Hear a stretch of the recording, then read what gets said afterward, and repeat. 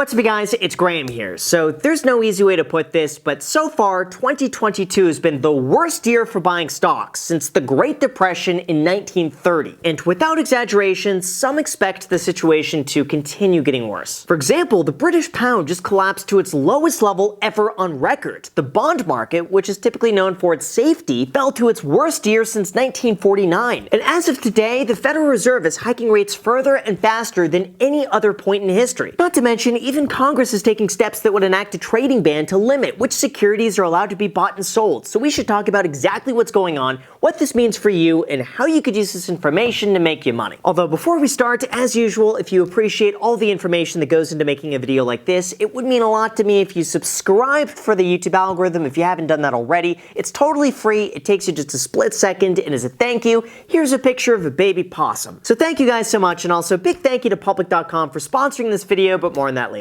Alright, so first we have to talk about the current situation, because all of this mayhem simply boils down to two words: interest rates. Now, in a normal market, this is carefully regulated to ensure that rates are stable, consumer prices are steady, and unemployment is low. But when inflation is near an all-time high and prices are growing out of control, they have no other choice other than to turn off the money printer, hike rates, and then hope for the best, and that's beginning to happen here. As you can see, besides the 1970s stagflation era, interest rates have risen faster and higher than any other period in modern history. And that is being reflected in the price that you see every time you open up your stock account and begin to cry a little bit. Now, in addition to that, most people are not aware that on top of rising interest rates, the Federal Reserve is also in the process of trimming their own balance sheet, which is comprised of mortgage-backed securities, corporate debt, and a variety of other investments that are beginning to be sold off, putting even more downward pressure on the market. And if that sounds confusing, here's how it works in a really simple example. During the 2020 pandemic, the Federal Reserve stepped in to buy corporate bonds and mortgages in an effort to stabilize prices and keep the market from falling even further. It's no different than a whale coming in, buying up the existing shares, and then watching as all the plebs jump in as prices begin to increase. However, in the process, their balance sheet began to grow and grow and grow, although unfortunately that can't last indefinitely, and unbeknownst to most people, they're beginning to sell. Now, one way they do this is known as a balance sheet runoff, where loans get paid back, and instead of reinvesting the extra capital, they just take the money and destroy it, so it's completely removed from circulation. Although just like a seller could dump too much of a stock and crash the price, the Federal Reserve also has to be especially careful not to offload more than the market could absorb. And as one analyst explains, we're in the land of experimental monetary policy. We just don't know how this is going to play out. That's why investors are beginning to stockpile cash and government-backed treasury bonds, which are now beginning to pay nearly 4.5% risk-free for doing absolutely nothing. Although in terms of which investments are going to be the most affected, along with Congress's investment ban, here's what you need to know, because this is the part that I found the most disappointing. All of this begins with the strategy of buy the dip. This is the general philosophy that no one could time the market, anything can happen, and long term, it's a lot better to consistently buy in on a regular basis so that you could ride the entire market as a whole. After all, every single stock market study has consistently shown that this is the best way to build your wealth long term, especially considering the fact that the average investor can't even outpace inflation over a 20-year time frame. But that doesn't mean there can't be short-term pain when investors buy the dip and then stocks keep dipping and dipping and dipping and dipping. And so far, like I mentioned earlier, 2022 has been the worst year on record for buying the dip in almost 100 years. According to the Wall Street Journal, the S&P 500 has dropped 1.2% on average this year in the week after a one-day loss of at least 1%. That's the biggest such decline since 1931. They then go further to explain that many investors were falsely disillusioned by the most recent stock market rally, where buying the dip proved to be a very successful strategy. But that is not the reality of a balanced market, where stocks can often decline for months or even years without any promise of eventually returning back to their previous all-time highs. This paints a very real picture that there will be years of losing money, and there will be entire decades where the stock market trades completely flat, and that's perfectly normal. In fact, the market trades negative 25% of the time, and the average decline of a bear market recession is 35% over a period of 495 days, of which would have provided a fantastic buying opportunity for those who aren't sitting out of the market and continue investing as usual. For instance, even if we look at the most recent example of the peak of the dot-com bubble through 2012, you could see that over those 12 years, the market was completely flat. Using that example, if you had only invested at the peak of the market and then never again, you would have made a total of 4.66% throughout 12 years, although if you include dividends, your returns skyrockets to 32%. But if you consistently bought in month after month, regardless of where it's trading, your cumulative return jumps to 24%, and with dividends reinvested, your return is as high as 42%. However, when it comes to Congress, they have a slightly different idea. So they're enacting a trading ban that's beginning to make its way through the system, and that is a problem that's worth addressing. Alright, now when it comes to the investing ban that's making its way through Congress, here's what you need to know, because most people have no idea this is even happening, and it's rather unsettling. To start, all of this begins with what's called the Stock Act of 2012. This was a provision enacted to help combat insider trading from within members of Congress, and as a result, they must publicly disclose anytime they or a spouse buy or sell a stock. In this case, if they make an investment in excess of $1,000, they have a maximum of 30 days to report that trade, or up to 45 days if that trade was made by a third party or a spouse. This means that all of us are able to see exactly what they are buying and selling and then copy what they do. Of course, in terms of how the stock picks perform, they actually do quite well. The blog Market Sentiment, who I'll link to down below in the description, analyzed over 10,000 stock trades made over 2 years in excess of $15,000, and then benchmarked those returns against the S&P 500 over a week, a month, and a year to see just how big of a return they really got. And he found that over the first month, they beat the S&P 500 by an average of 0.12%, over a quarter they beat the benchmark by 1.34%, and through the end of the experiment, their stock picks outperformed by almost 6%. But here's where things get even more interesting. Even though they have an average of 30 days to report each trade, the median disclosure is made at day 28, and the average is at day 52, meaning almost everybody waits until the last possible moment to report their stock trades, with many of them filing late and getting hit with a $200 penalty, which is basically just a slap on the wrist. Although even with all of that, on a 30-day delay, if you just copied their trades, you would still be beating the market, and that's where the problem begins. As it is right now, elected officials are free to buy and sell whatever they want as long as they don't use private information to profit. However, on September 13th, the New York Times broke a story that from 2019 to 2021, more than 1 in 5 members of Congress have reported buying or selling a stock where they sat on congressional committees that potentially gave them insight into the companies whose shares they reported buying or selling. In one example, Boeing stock was sold just a day before a House committee released damaging findings on the company's handling of its 737 MAX jet. Another referenced trading cattle contracts during a time where they were talking about the cattle market. And a third example involved selling Wells Fargo stock a few months before they issued a critical warning to the bank, crashing its price. That meant that in total, 97 members of Congress were flagged, and once they started looking deeper, it's alleged that more than 3,700 trades reported by lawmakers from both parties posed potential conflicts between their public responsibilities and private finances. Plus, the New York Times is not the only one investigating these matters either. One Twitter user identified every member of Congress who successfully outperformed the market in 2021, and some of them put Warren Buffett to shame. As a result, one proposal is currently in the works that would enact a stock trading ban, which would result in all high-ranking officials being prohibited from investing in securities, commodities, futures, cryptocurrencies, and other similar investments, and be banned from shorting stocks. It's also worth noting that this has nothing to do with Democrats versus Republicans, because both sides equally beat the market by a nearly identical amount, suggesting that it's a widespread issue that needs to be addressed throughout the entire system. But in terms of my own thoughts about everything going on, the issues with the current market, and what I'm doing to make the most of it, here are my own strategies that I think could help. To start, as far as the investing ban within Congress, I'm all for it. I think there needs to be more accountability, more federal oversight, and higher fines, because let's be real, a flat $200 failure to file penalty is nothing when some of these trades are making hundreds of thousands or even millions of dollars. Just to put that into perspective, if someone is worth $20 million, a $200 fine would be the same thing as someone being worth $100,000 and being fined $1, so let that sink in. Now, logistically, in the real world, even though I'm all for investing in index funds and ETFs, logistically it would be a nightmare to actually enact. That's why I think a better solution would be to simply announce all stock trades 48 hours ahead of time, so that way the public has the ability to invest before they do. On top of that, the failure to file penalty should be increased to an amount that discourages any late filings from happening to begin with. Like, imagine if the penalty was increased to 25% of the entire investment. If that happens, I guarantee no one would file late because the penalty would be as much as their profits. But in terms of everything else, even though UK's currency is collapsing, the Federal Reserve is playing catch-up, and investors are stockpiling cash, it's important to remember that in times like this, the market is driven more by fear than it is logic. Yes, we are in an unprecedented time. Yes, we're we're battling higher interest rates and inflation, and yes, no one has any idea what's going to happen. But generally, the bottom is going to occur during a time where everyone feels like the world is falling apart and the markets are doomed forever. And that is going to be a fantastic opportunity for anyone who has the means to invest. It's also worth noting that historically, September tends to be the worst month of the year for the stock market, and that might play a small factor. After all, mutual funds have fiscal years ending in September, and many of them sell off their losing positions for tax loss harvesting towards the end of the month, which further hurts stock prices. That's why for me, I'm continuing to make the decision to dollar cost average into the markets on a regular basis with the exact same amount. I'm investing in a diversified range of US and international index funds, and I'm keeping enough cash on the sidelines to hop on a good real estate deal if and whenever that comes up. I get that it's never fun to see your investments decline in value, but it's a part of the process, and the more you familiarize yourself with what's going on in the market, the better you could be as an investor, especially